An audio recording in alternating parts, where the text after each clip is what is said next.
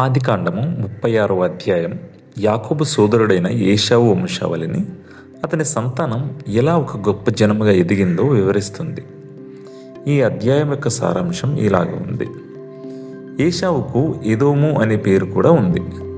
అతను కనాను స్త్రీలైన ఆదా, అహోలీబామ మరియు ఇష్మాయేలు కుమార్తె అయిన బాషెమతును వివాహం చేసుకున్నాడు. వీరికి ఎలీఫజు, రగూయేలు, యూషు, యాలాము, కోరహు అనే 5 కుమారులు కనానులో జన్మించారు.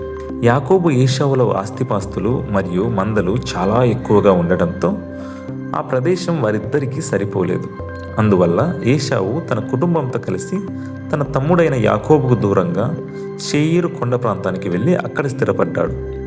షేయీరులో ఏశావు సంతానం అభివృద్ధి చెంది ఎదోమీయులుగా పిలువబడ్డారు. ఏశావు కుమారులు, మనమళ్ళు ఆయా వంశాలకు అధిపతులు అయ్యారు. వీరిలో ఎలీఫజు కుమారుడైన అమాలేకు కూడా ఉన్నాడు.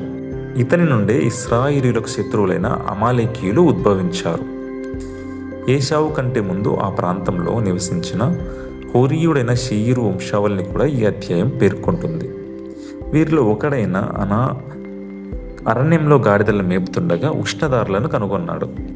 ఇశ్రాయేలీయులలో రాజులు పరిపాలించక ముందే ఎదోము దేశాన్ని 8 మంది రాజులు పాలించారు. వీరి పేర్లు, వారి పట్టణాల వివరాలను ఈ అధ్యాయం ముగింపులో చూడవచ్చు.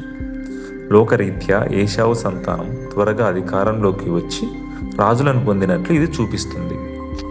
ఈ అధ్యాయం అబ్రహాముకు దేవుడిచ్చిన నీవు అనేక జనములకు తండ్రి అవుతావు అనే వాగ్దానం ఏశావు విషయంలో కూడా ఎలా నెరవేరిందో రుజువు చేస్తుంది. దీని తర్వాత అధ్యాయం నుండి యోసేపు చరిత్ర ప్రారంభమవుతుంది.